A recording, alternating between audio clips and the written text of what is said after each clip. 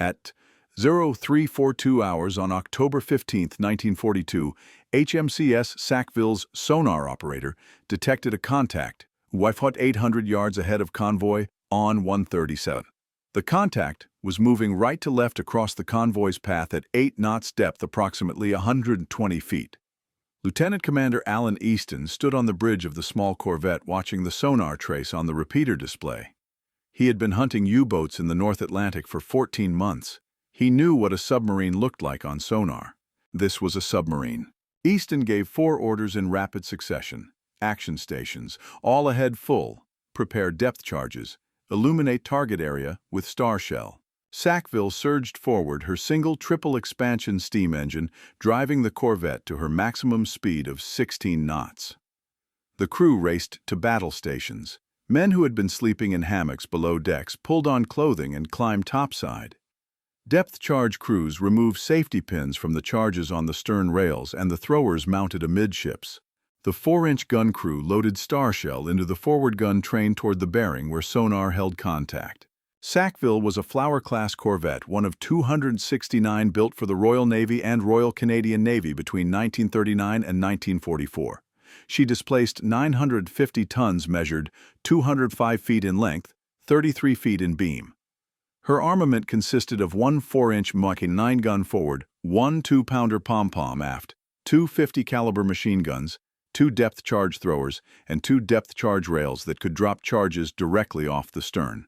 She carried 40 depth charges total, each containing 300 pounds of Manol explosive. She was not designed to sink submarines. She was designed to keep them away from convoys. Her top speed of 16 knots was barely faster than a surfaced U-boat. Her turning radius was so large that German submarine commanders joked they could dodge corvette attacks by making tight turns. Her crew of 85 men lived in conditions that would be considered uninhabitable by peacetime standards. But she was there, in the mid-Atlantic gap, 800 miles from land in any direction where long-range aircraft could not reach, where U-boats hunted in wolf packs, where merchant ships died by the dozens. Sackville was there, and 89 other Canadian corvettes were there escorting convoys across the North Atlantic through weather that could kill as easily as torpedoes. The sonar contact closed to 800 yards. Easton ordered the star shell fired. The 4-inch gun cracked, sending an illumination round 1,300 feet into the air, directly over the contact position. The shell burst, deploying a parachute flare that flooded the area with harsh white light, nothing visible on the surface. If the contact was a U-boat, it was running submerged, stalking the convoy from below, waiting for an opportunity to penetrate the escort screen and launch torpedoes at the merchant ships. Convoy ONS 137 consisted of 38 merchant ships carrying war materials from Halifax, Nova Scotia to Liverpool, England. The cargo manifest included aircraft engines, machine tools, lumber, grain, steel plate, and 6,000 tons of aviation fuel in the tanker Empire Wagtail. The convoy was arranged in 9 columns, each 4 ships deep, stretching across 3 miles of ocean. The formation moved at 7.5 knots, the speed of the slowest ship. Sackville was one of 6 escorts assigned to ONS 137. The senior escort was HMCS Columbia, a destroyer. The others were 4 corvettes, Sackville, Wetaskiwin, Arvida, and Celandine. 6 warships to protect 38 merchant vessels across 2,800 miles of ocean infested with U-boats. The odds were not favorable. German Naval Command had positioned 17 U-boats in patrol line across the expected route of ONS 137. The operation was designated Wotan Group, named after the Germanic god. The U-boats were spaced 15 miles apart in a north-south line stretching 255 miles across the convoy routes south of Greenland. Any convoy crossing that line would be detected, shadowed, and attacked by multiple submarines converging from different directions. ONS 137 had entered the patrol line the previous evening. U-boats had been shadowing the convoy for 8 hours, transmitting position reports to BDU U-boat headquarters in France, waiting for additional submarines to join before launching coordinated attacks. Sackville's sonar contact was U-Wu 522, commanded by Captain Lieutenant Herbert Schneider. The submarine had been stalking the convoy from the port side, attempting to work around the escorts to reach firing position on the merchant ships. Sackville's detection had forced U-522 to dive deep and attempt to evade. Easton positioned Sackville directly over the sonar contact. At 0347 hours, he gave the order to attack. Depth charges rolled off the stern rails at 5-second intervals. The throwers fired simultaneously, hurling charges 40 yards to port and starboard. 10 depth charges entered the water in a pattern designed to bracket the submarine's position. The charges were set for 150 feet, slightly deeper than the last known depth of the contact. Underwater explosions lifted columns of white water 30 feet into the air. The sea erupted in a line astern of Sackville, the detonations occurring in rapid succession, the sound loud enough to be heard 20 miles away. Below the surface, U-522 was thrown violently sideways by the nearest explosion. The shock wave buckled, hull plates, shattered light bulbs knocked men off their feet. Water sprayed from pipe joints, stressed beyond their tolerances. The diving planes jammed.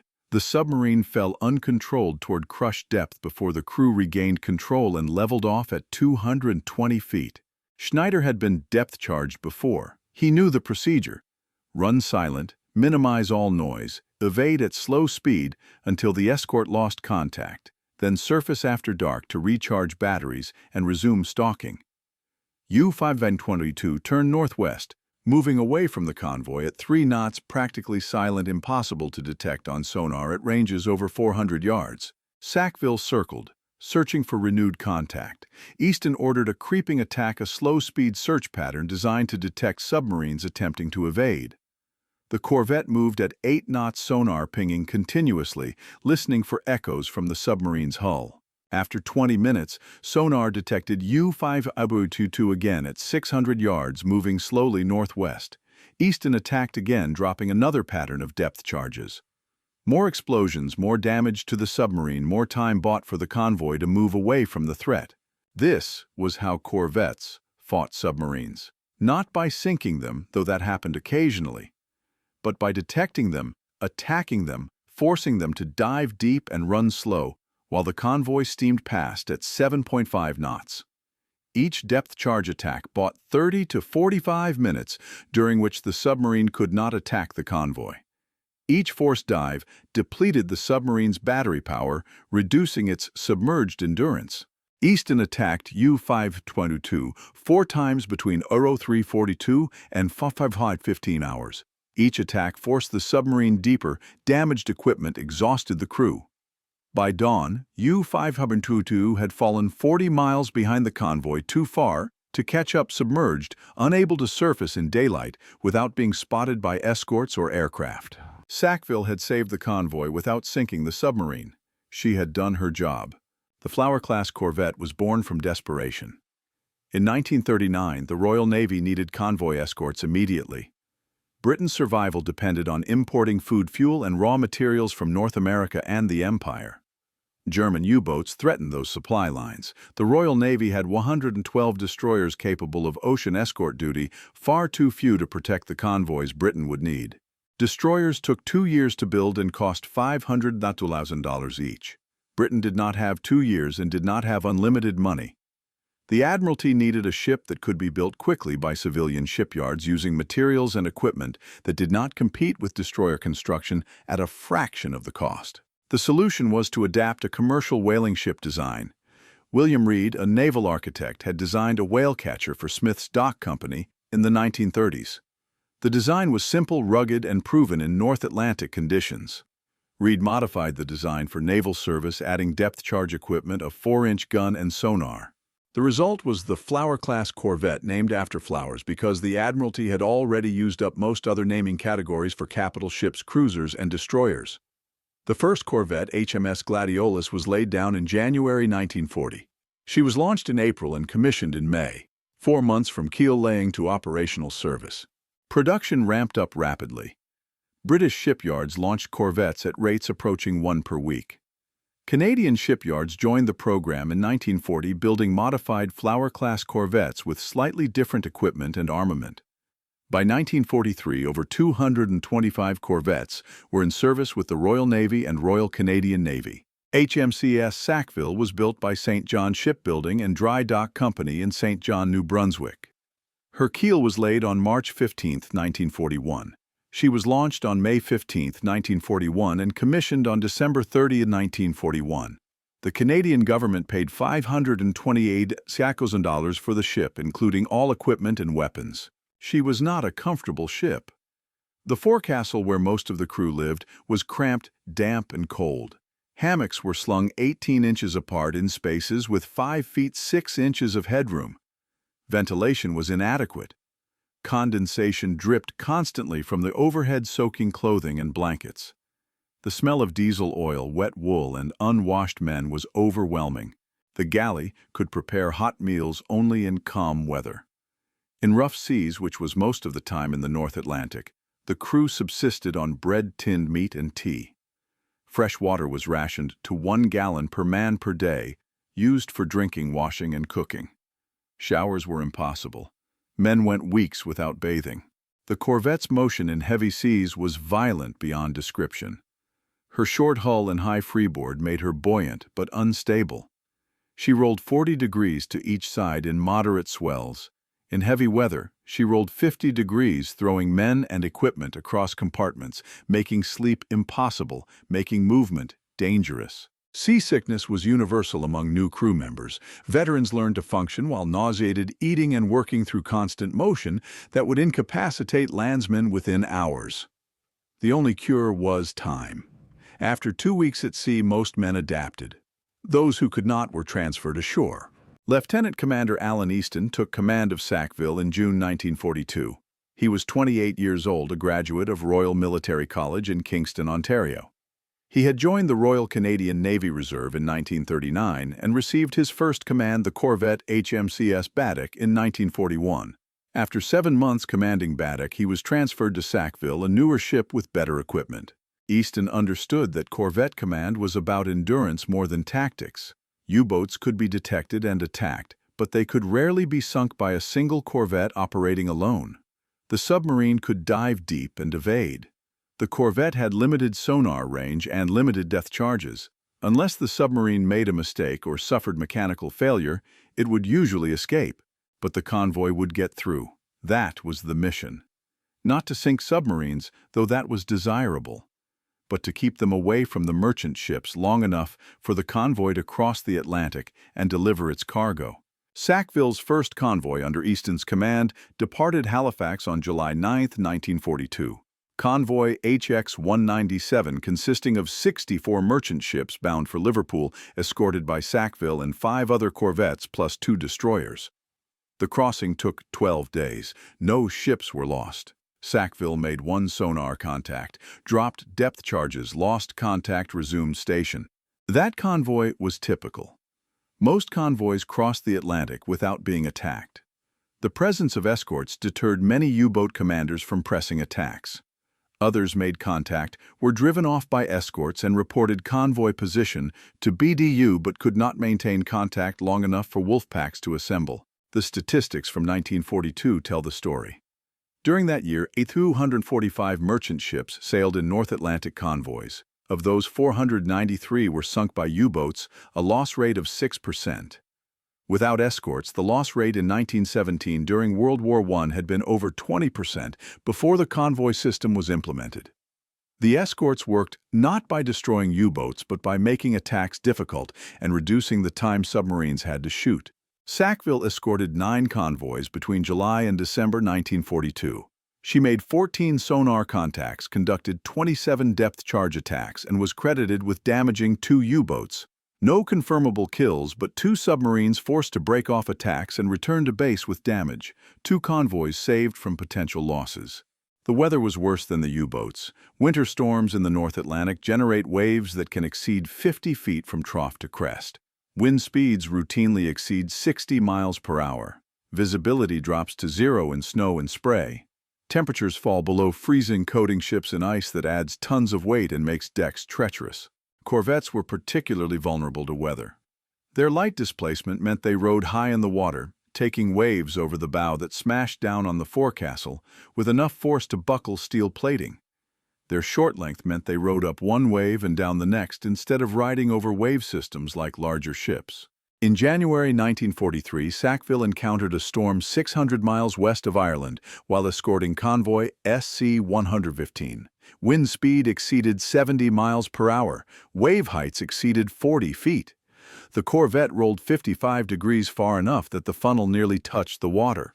Green water swept the main deck continuously, making movement outside impossible. The 4-inch gun crew lashed themselves to the gun shield to avoid being washed overboard. Depth charge crews worked in waist-deep water, securing charges that had broken loose from their rails. Below decks, men wedged themselves into bunks to avoid being thrown across compartments.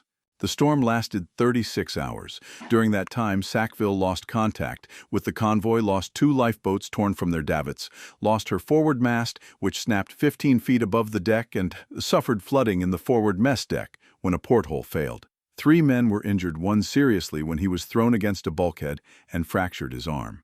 When the storm passed and visibility improved, Sackville was alone in the ocean 80 miles from her assigned position, unable to communicate with the convoy because her radio antenna had been destroyed when the mast fell. Easton set course based on dead reckoning, estimating where the convoy should be if it had maintained course and speed through the storm. After 12 hours of steaming, Sackville's lookouts spotted smoke on the horizon. The convoy, spread across 15 miles of ocean instead of the usual 3 miles, was reforming after the storm. Merchant ships that had scattered were rejoining formation. Escorts were rounding up stragglers. Sackville resumed her position in the screen. No ships had been lost to the storm, but several had suffered damage. One tanker had cracked hull plates and was taking water. A freighter had lost steering and was being towed by another merchant ship. 2 ships had engine damage and were limping along at reduced speed, slowing the entire convoy. The convoy reformed and continued toward Liverpool at 6 knots instead of 7.5 knots. The reduced speed meant an extra day at sea, an extra day exposed to U-boats, an extra day burning fuel and consuming provisions. U-boat operations against convoys followed a pattern refined over 3 years of Atlantic warfare. German naval intelligence tracked convoy departures from Halifax and New York, using agents in neutral countries, direction finding of Allied radio transmissions, and analysis of Allied shipping patterns. BDU, commanded by Admiral Karl Dönitz, positioned U-boats in patrol lines across predicted convoy routes. When a U-boat detected a convoy, it transmitted a contact report to BDU. The submarine then shadowed the convoy, usually from ahead or on the flank, staying just beyond radar and visual detection range, transmitting periodic position reports. BDU directed other U-boats to converge on the convoy. When sufficient submarines had assembled, usually 8 to 15 boats, BDU ordered coordinated attacks. The attacks typically occurred at night. U-boats approached on the surface, running on diesel engines, making 17 knots faster than corvettes could steam. They penetrated the escort screen using darkness and the limited radar of 1942-43. Once inside the screen, they fired torpedoes at multiple merchant ships, then withdrew at high speed before escorts could respond. Coordinated wolf-pack attacks could sink 5 to 10 merchant ships in a single night. The worst convoy battle of the war, SC-122 and HX-229 in March 1943, lost 22 ships to U-boat attacks over 4 days. The escorts, including 6 destroyers and 8 corvettes, were overwhelmed by 38 U-boats attacking simultaneously. Sackville participated in one major convoy battle. In February 1943, she was assigned to Convoy ONS 166, escorted by 4 corvettes and 1 destroyer. BDU directed 20 U-boats from 3 wolf packs to attack the convoy. The battle lasted 3 days from February 21 to 24. The first attack came at 2:30 hours on February 21. U-boats penetrated the escort screen from 3 directions simultaneously. 6 torpedoes struck merchant ships within 20 minutes. The Norwegian tanker Daghild, carrying 10,000 tons of fuel oil, exploded when a torpedo detonated her cargo. The explosion was visible 40 miles away. The entire crew of 42 men died instantly. Sackville was on the port quarter of the convoy when Daghild exploded. Easton turned toward the position, searching for the U-boat that had fired. Sonar detected a contact at 200 yards, running on the surface at high speed. Sackville illuminated the area with star shell. U-621, commanded by Oberleutnant Zursay Max Kruschka, was caught on the surface reloading torpedo tubes. The submarine crash-dived as Sackville closed at maximum speed. Easton dropped a full pattern of 10 depth charges over the diving position. The explosions damaged U-621's pressure hull, fractured the port ballast tank, and destroyed the echo sounder. Kruschka took the submarine to 280 feet near the operational limit and ran silent. Sackville searched for 2 hours but could not regain contact. U-621 escaped, but she was damaged severely enough that Kruschka aborted his patrol and returned to France. While Sackville hunted, U-621 other submarines attacked the convoy. Between 0230 and 0600 hours, 9 merchant ships were torpedoed. 6 sank immediately. 3 were damaged and attempted to remain with the convoy.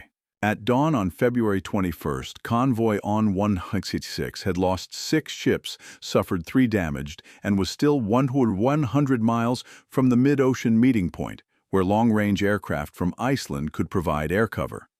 The escorts had depth-charged 7 U-boats, possibly damaging 3 confirmed, sinking none. The U-boats continued attacks throughout February 20 and 22.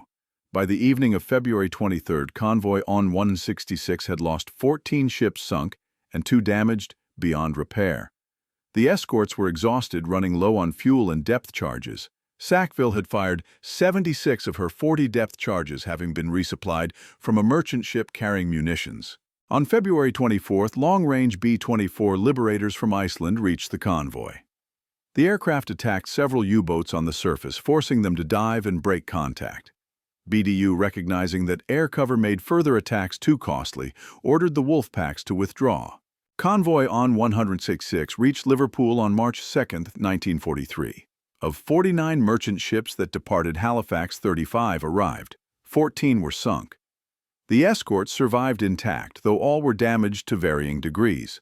Sackville had depth charge damage to her stern from charges that detonated too close, buckling plates and springing rivets. She required 2 weeks in dockyard for repairs. The Battle of ONS was Sackville's worst convoy, but it demonstrated what corvettes could accomplish even when overwhelmed. The escorts had prevented total massacre. Without escorts, U-boats could have sunk 30 or 35 ships instead of 14. The presence of corvettes forced submarines to attack, cautiously limited their time in firing positions, prevented them from surfacing to reposition between attacks. The corvettes did not win ONS, but they prevented a complete disaster. That was victory enough in the desperate months of early 1943, when U-boats were sinking merchant ships faster than they could be replaced. The turning point in the Battle of the Atlantic came in May 1943. Allied forces sank 41 U-boats that month, an unsustainable loss rate that forced units to withdraw submarines from the North Atlantic convoy routes. The reasons for the sudden Allied success were multiple and cumulative. Long-range aircraft, particularly B-24 Liberators based in Iceland and Newfoundland, closed the mid-Atlantic air gap where U-boats had previously operated without air threat. Improved radar on escorts and aircraft detected surfaced submarines at ranges up to 8 miles, allowing attacks before U-boats could dive. High-frequency direction finding HFDF, or HUF-DUF, allowed escorts to detect U-boat radio transmissions and locate submarines shadowing convoys. New weapons improved kill rates. The Hedgehog, a forward-throwing anti-submarine mortar, fired 24 contact-fused projectiles ahead of the attacking ship. Unlike depth charges, which detonated at preset depths whether they hit the submarine or not, Hedgehogs only exploded on contact with the submarine's hull. This eliminated the problem of explosions disrupting sonar contact, allowing escorts to maintain contact during attacks. Improved tactics concentrated escorts into support groups that could reinforce convoy escorts when U-boats attacked. Instead of spreading limited escorts thinly across many convoys, support groups provided concentrated force that could hunt and destroy submarines instead of merely driving them off. Sackville received Hedgehog in April 1943 during a refit at Liverpool. The weapon was mounted forward of the bridge, replacing the 2-pounder pom-pom. Installation required cutting through the deck and reinforcing the structure to handle the weapon's weight and recoil. The modification took 3 weeks. Sackville's first opportunity to use Hedgehog came in June 1943 while escorting Convoy ONS 240. Sonar detected a submarine at 400 yards range too long for accurate Hedgehog fire. Easton closed to 400 yards, fired a full pattern of 24 projectiles, maintained sonar contact throughout the attack. 14 seconds after firing, 2 explosions occurred underwater. Sonar contact disappeared. Oil and debris surfaced in the target area, including pieces of wooden decking life jackets and a name board from U-418. The submarine had been destroyed, her crew of 47 killed instantly when Hedgehog projectiles detonated against the pressure hull. This was Sackville's first confirmed U-boat kill in 21 months of operations. The Hedgehog had succeeded where depth charges had failed dozens of times. The contact-fused projectiles eliminated the problem of setting accurate depth charges, eliminated the disruption to sonar from explosions, allowed the escort to maintain attack until the submarine was destroyed or definitely escaped. Between June and December 1943, Sackville escorted 11 convoys and made 6 sonar contacts. She attacked all 6 with Hedgehog, sank 2 U-boats, damaged 1, lost contact with 3. The improved kill rate reflected better weapons, better tactics, and better training. By late 1943, the Battle of the Atlantic had turned decisively in favor of the Allies. U-boat losses exceeded construction rates. Convoy losses dropped to sustainable levels below 1% of ships sailed. The crisis had passed. Sackville continued convoy escort duty through 1944. The work became routine in ways it had not been in 1942-43. Convoys crossed the Atlantic with minimal losses. U-boats remained dangerous but no longer represented an existential threat to British survival.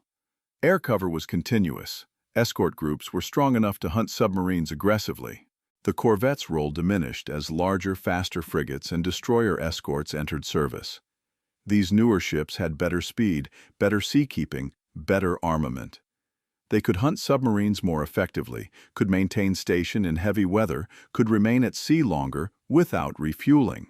But corvettes remained essential throughout 1944. Their numbers meant they could be assigned to convoys that did not rate frigate escort.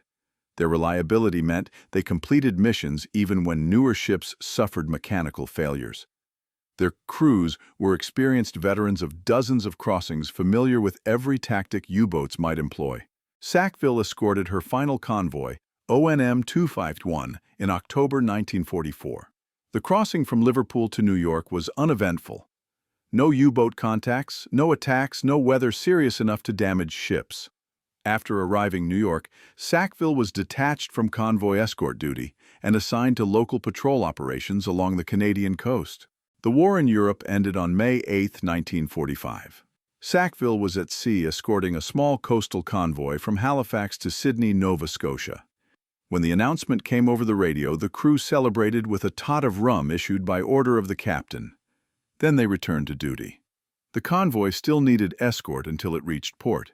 In 90 convoy escort missions between December 1941 and October 1944, Sackville steamed 305,000 miles, equivalent to 12 times around the Earth at the equator. She escorted 2,074 merchant ships carrying approximately 15 million tons of cargo. She made 72 sonar contacts classified as possible or probable submarines. She conducted 184 depth charge attacks and 8 Hedgehog attacks. She was credited with sinking 2 U-boats confirmed, damaging 4 others probable.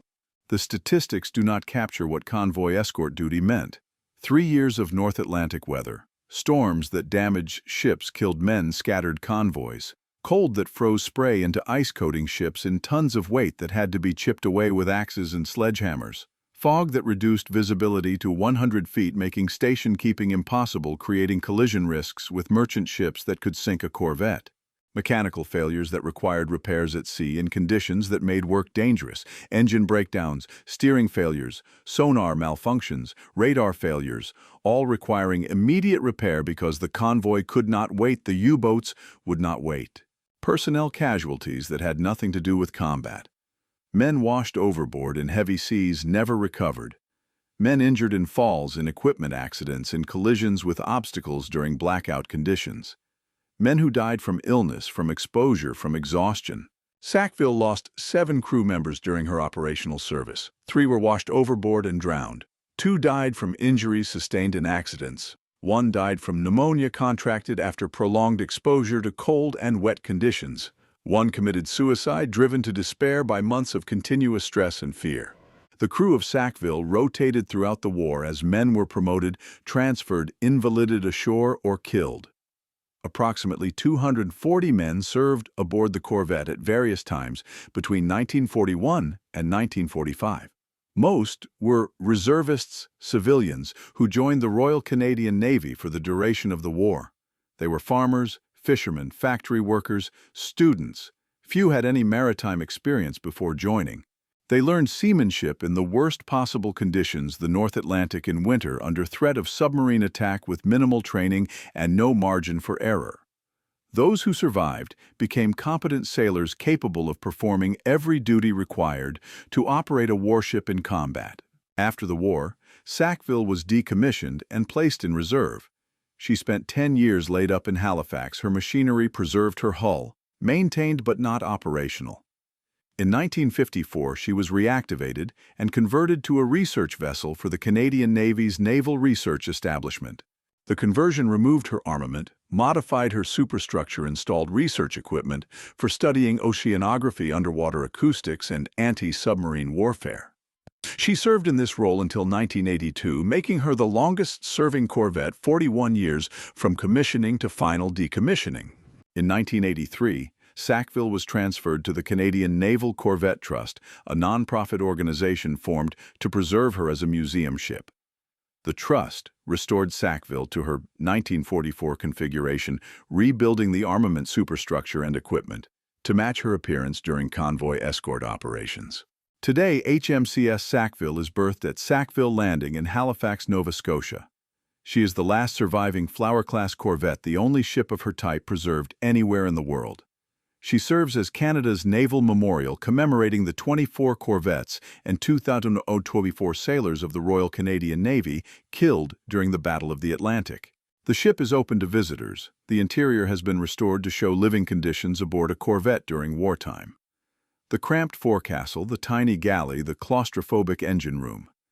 Visitors can stand on the bridge where Easton commanded, can see the sonar station where operators detected U-boats, can touch the depth charge throwers that launched attacks. The preservation is accurate and unromanticized. The displays do not glorify war. They show what convoy escort duty was: cold, wet, dangerous, exhausting work performed by young men who did their duty because it needed to be done. Sackville represents 269 corvettes that served in the Battle of the Atlantic.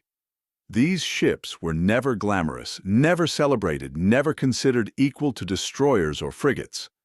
But they were there in the mid-Atlantic gap in winter storms, escorting convoys that kept Britain alive. Without corvettes, Britain would have starved. Without corvettes, the U-boats would have sunk merchant ships faster than they could be replaced.